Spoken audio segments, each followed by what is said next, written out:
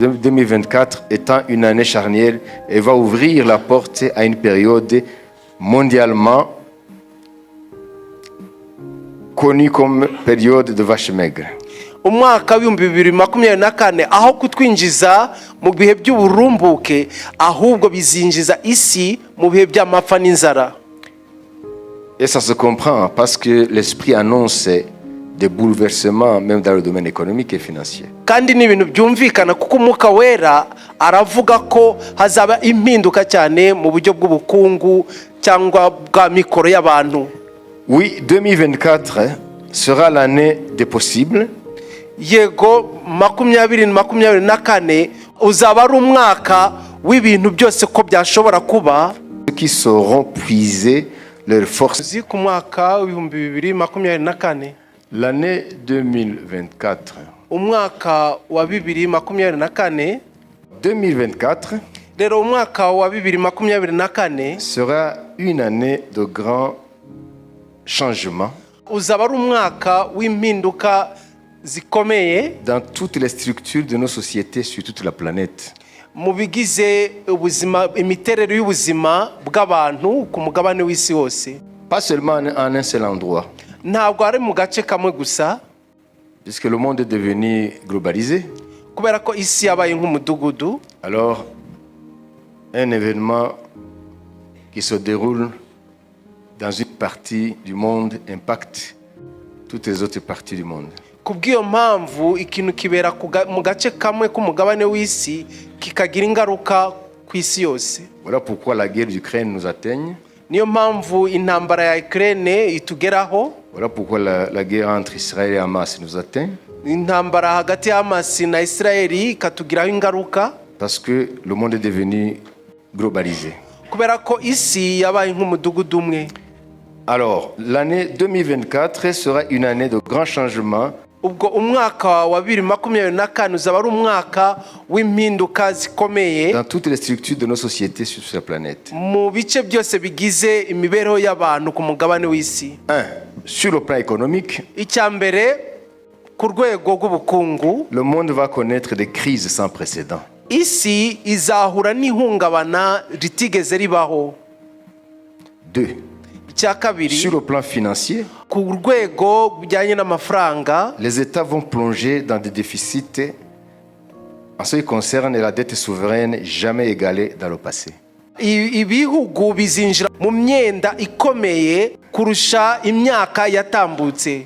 Il y aura une perte du pouvoir d'achat au point que plusieurs ménages vont connaître la précarité jusqu'à la pauvreté. Hazaba gutakaza cyane ubushobozi bw'ifaranga ku buryo ingo nyinshi zizabura ubushobozi amikoro. 3. Sur le plan sécuritaire, umutekano ku isi, dans le monde entier, ku isi yose, les guerres vont s'intensifier. Intambara ziziyongera cyane. Dans le monde avec leur lot de souffrance. Mu isi ndetse n'imibabaro myinshi. Nous verrons l'accomplissement de la prophétie de Joël dans ses débuts. Tuzabona gusora k'ubuhanuzi bwa Yoweli mu ntangiriro zabwo. Joël chapitre 3 verset 9 à 10. Yoweli igice cya 3 umurongo w'9 kugeza ku 10. Publiez ces choses parmi les nations, préparez la guerre, réveillez les héros, qu'ils s'approchent, qu'ils montent, tous les hommes de guerre. De vos royaux, forgez des épées, et de vos serpes, des lances, que le faible dise je suis fort. Nimwamamaze ibi mu mahanga, mwitegura intambara, muhagurutse intwari, abarwanyi bose bigire hafi bazamuke, amasuka yanyu muyacuremo inkota, n'imihoro yanyu muyicuremo amacumu, n'umunyantege nke nawe ahige ko ari intwari. Amen. Pourquoi est-ce que nous verrons seulement le début de l'accomplissement de cette prophétie? Kubera iki tuzabona gusa intangiriro gisohora ry'ubuhanuzi? C'est parce que la prophétie s'accomplira pleinement après l'enlèvement de l'église. Nukubera ko ubu buhanuzi buzasohora mu buryo bwuzuye nyuma y'izamurwa ry'itorero. Mais nous allons voir le début. Ariko tuzatangira kubona intangiriro z'ijyabwo. 2024 nous allons voir cela.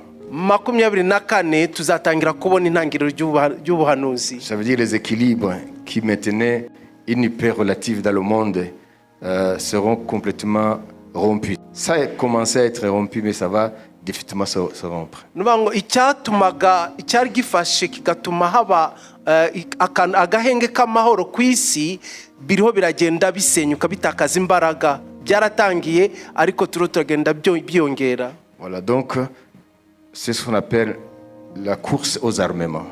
Nicyo twita ukugusiganwa kw'ibihugu kugwiza intwaro no gucura intwaro. 4.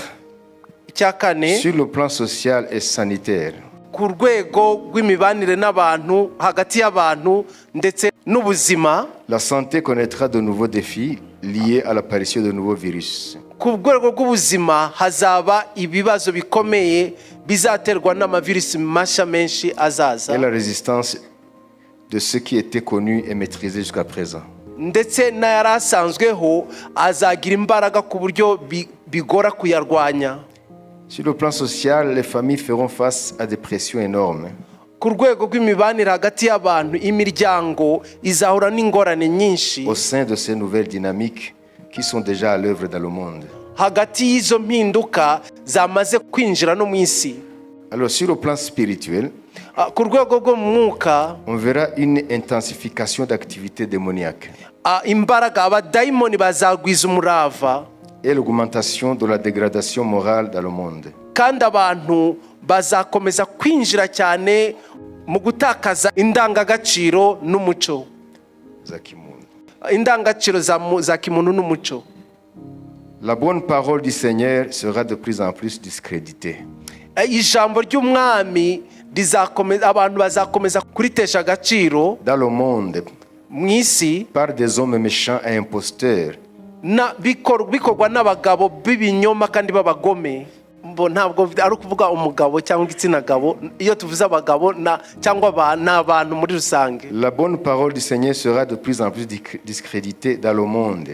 Iri jambo ry'umwami rizagenda risuzugwa cyane mu isi, Liteshwa agaciro. riteshwa agaciro, Par des hommes méchants et imposteurs, bikorwa n'abo bantu b'ibinyoma kandi b'abagome, dont la condamnation est inscrite dans les cieux. abo urubanza rwamaze gucirwaho kuri bo mu ijuru. Le véritable amour se refroidira davantage Urukundo nyakuri ruzarushaho gukonja mu bantu, et fera place à la méchanceté, ahubwo ikizafata umwanya n'ubugome, à l'égoïsme et à l'hypocrisie. kwirebaho n'uburyarya. Les cœurs des hommes deviendront de plus en plus insensibles. Imitima y'abantu izarushaho gukomana cyangwa kubibuye. Nous vivrons réellement dans 2024 ce que le Seigneur a annoncé dans Matthieu 24, 12. Muri 24 tuzaba koko mu buryo bugaragara mu by'umwami yavuze muri Matayo ibice 24. 24, 12. 24 umurongo wa 12. Et parce que l'iniquité se sera accrue, la charité du plus grand nombre se refroidira. maze kuko ubugome buzagwira urukundo rwa benshi ruzakonja. Amen. Voilà, donc nous vivrons le refroidissement de plus en plus fort par rapport à l'amour. Turaba cyane cyane mu bihe aho urukundo rurushaho rugenda rukonja mu bantu. Beaucoup de ceux qui se disent chrétiens nés de nouveau Benshi muri abo bibwira ko ari abakristo bavutse ubwa kabiri vont abandonner leur foi. bazatakaza ukwizera kwabo, Mais ceux qui tiendront bon, ariko abazahagarara bagashishikara, le Seigneur dit, umwami arababwira ngo je leur promets ma présence pour les fortifier. ndabasezeranya ukubaho kwanjye ko nzabakomeza. Il le dit dans Ésaïe 26, 3. À celui qui est ferme dans ses sentiments, tu assures la paix. La paix, parce qu'il se confie en toi. Nibyo dusoma muri Yesaya, ugushikamijeho umutima uzamurinda abe amahoro masa kuko akwiringiye. Amen. Amen. amen. Donc, c'est uniquement dans le Seigneur Rero ni mu mwami gusa où l'Église va puiser la force de pouvoir traverser ces moments difficiles qui s'annoncent pour l'année 2024.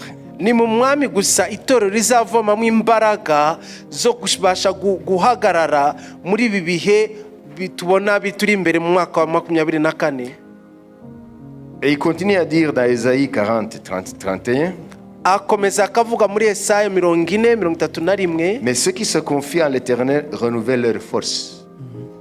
ariko abategereza uwiteka bazasubizwamo intege nshya, Ils prennent le vol comme les aigles. bazatumbagira mu kirere, Ils courent baziruka et ne se lassent point. be kunanirwa, Ils marchent bazagenda et ne se fatiguent point. be gucogora. Amen. amen. Alors écoutez la conclusion. Rero mwumve indunduro, Écoutez bien. mwumve neza. L'année 2024 Umwaka wa 2024 sera une année charnière. uzaba ari umwaka, Ça veut dire quoi? umwaka aho ibintu bizahindurira icyerekezo. Bishatse kuvuga iki? Une année charnière, ça veut dire elle sera en jonction entre deux périodes de temps diamétralement opposées. Ni umwaka uzaba uhuje ibihe bibiri bitandukanye cyane. L'année 2024 sera une année charnière Uzaba ari umwaka ufatanya ibyo bihe byombi, qui ouvre la porte vers une période de vaches maigres. uzaba ukinguye ibihe by'inka inanutse cyangwa. Est-ce que vous vous souvenez du songe du Pharaon? Muribuka inzozi za Farawo, Il avait vu aho yabonye les vaches maigres et les vaches inka zinanutse grasses. n'inka zibyibushye. Donc quand on dit vaches maigres, Iyo bavuze rero inka zinanutse, ça vient de la Bible. ni ijambo rituruka muri Bibiliya. Donc ce sont des périodes improductives. Bisobanura ibihe aho hazaba hari mbese ibintu byose C'est bipfuye. le contraire, c'est l'abondance. Ikinyuranyo cyabo ni igihe cyabyo n'uburumbuke. Donc 2024, au lieu d'amener le monde dans la prospérité, mais 2024 étant une année charnière, elle va ouvrir la porte à une période mondialement connue comme période de vaches maigres. Umwaka w'ibihumbi 2024 aho kutwinjiza mu bihe by'uburumbuke, ahubwo bizinjiza isi mu bihe by'amapfa n'inzara. Et ça se comprend parce que l'esprit annonce des bouleversements même dans le domaine économique et financier. Kandi ni ibintu byumvikana kuko umwuka wera aravuga ko hazaba impinduka cyane mu buryo bw'ubukungu cyangwa bwa mikoro y'abantu. Oui, 2024 sera l'année des possibles. Yego 2024 uzaba ari umwaka w'ibintu byose ko byashobora kuba. Ceux qui sauront puiser leur force dans le Seigneur Kuri abo ngabo bazashobora kuvoma imbaraga mu mwami, en agissant conformément à sa parole bagakora bubakiye ku ijambo rye, et soutenus par leur foi inébranlable. kandi bashingiye ku kwizera kwabo kutajegajega. À ceux-là Kuri abo bantu qui vont vivre selon la parole de Dieu, bazaba ku ijambo ry'Imana rivuga, qui vont affronter les défis qui s'annoncent par la foi, bakazahangana n'ibihe bibi bije mu kwizera, sans toutefois imiter le monde, batigana isi, mais en sachant que leur force se trouve dans le Seigneur. ariko bazi neza ko imbaraga zabo ziri mu mwami. Le Seigneur promet sa présence, Umwami arabasezeranya kuzabana nabo, son assistance, kuzabafasha, kuzabashigikira, sa protection, kuzabarinda, et ils vivront tous les possibles kandi ibyo byose bidashoboka kuri bo bazabibaho mu buryo bushoboka. au sein de ces dynamiques qui feront peur, Hagati y'izo mpinduka nyinshi zaba ziteye ubwoba, et ils vont vivre beaucoup de possibles. ariko bo bazaba mu bihe aho ibintu bizabashobokera. Donc 2024, Rero 2024 sois parmi les héros de la foi. uzabe muri zo ntwari zo kwizera.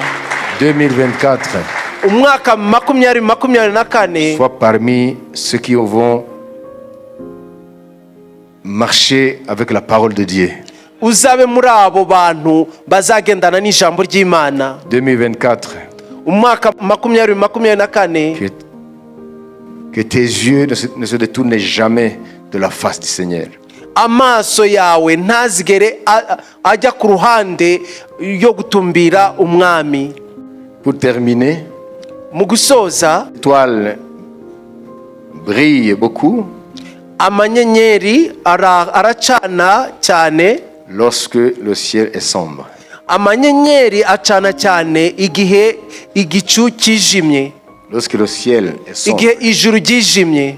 c'est dans les ténèbres qui s'annoncent. Ni mu mwijima uri imbere, Les ténèbres qui s'annoncent à partir d'aujourd'hui, là. umwijima uri imbere muri uwo mwaka twinjiyemo. C'est là où les hommes de foi Niho abantu bo kwizera vont briller bazamurika bagacana comme les étoiles nk'amanyenyeri, dans le firmament. nk'amanyenyeri ku ijuru. Alors, sois cette étoile-là. Rero ba umwe muri izo nyenyeri. Amen. Amen.